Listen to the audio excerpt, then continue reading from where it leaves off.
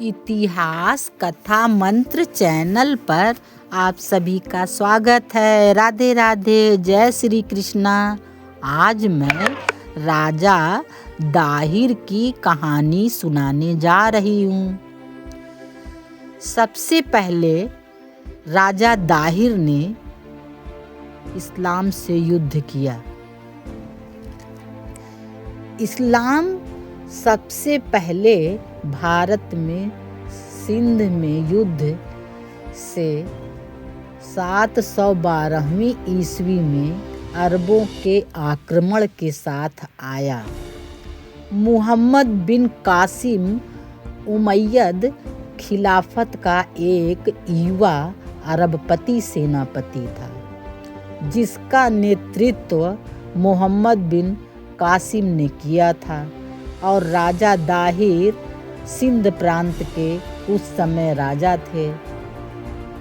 सिंध पर उसने राजा दाहिर को हराकर उत्तरी भारत में अपना पहला मुस्लिम साम्राज्य स्थापित किया। व्यापार में इस्लाम पहले ही फैल गया था। धार्मिक मामले में गुजरात में भी फैल चुका था।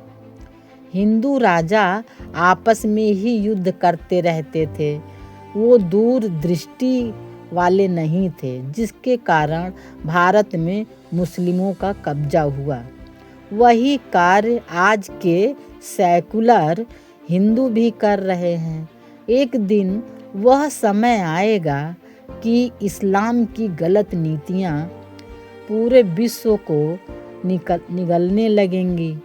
अभी सब गजवा-ए हिंद में लगे हुए हैं और पूरा विश्व मौन है, परंतु वह दिन आएगा जब गजवा-ए पूरा विश्व होगा।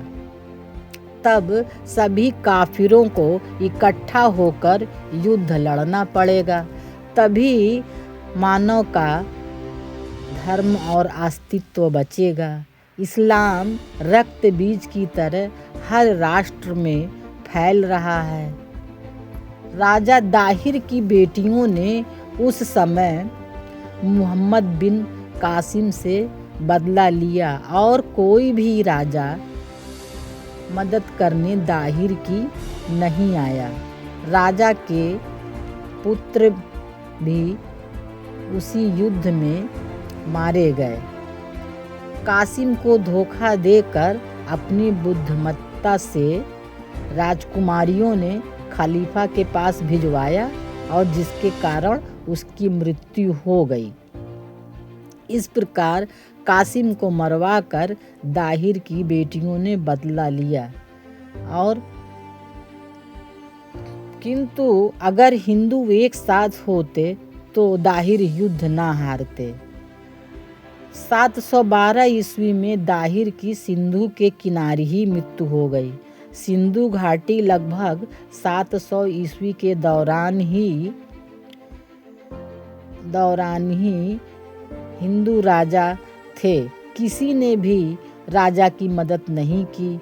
उस समय के राजपूताना, गुर्जर, प्रतिहार वंश, चौहान वंश, परमाल वंश, चंदेल वंश, चालुक्य वंश और पल्लव जैसे वंश मौजूद थे, परंतु आपसी रंजिश में ही रहते थे, जिसका किसी भी प्रकार से वर्तमान में वही हाल है हिंदुओं का।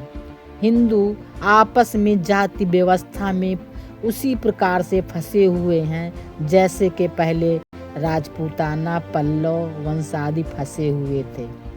कुछ सेकुलर हिंदू बनकर जयचंद बन गए हैं और सनातनियों को बर्बाद करके गजवा-ए हिंद करवाने में मदद कर रहे हैं। यह गजवा-ए विश्व होगा तभी समझ में आएगा सभी काफिरों को, जब सबको भुगतना होगा। जय भारत, जय वंदे मातरम।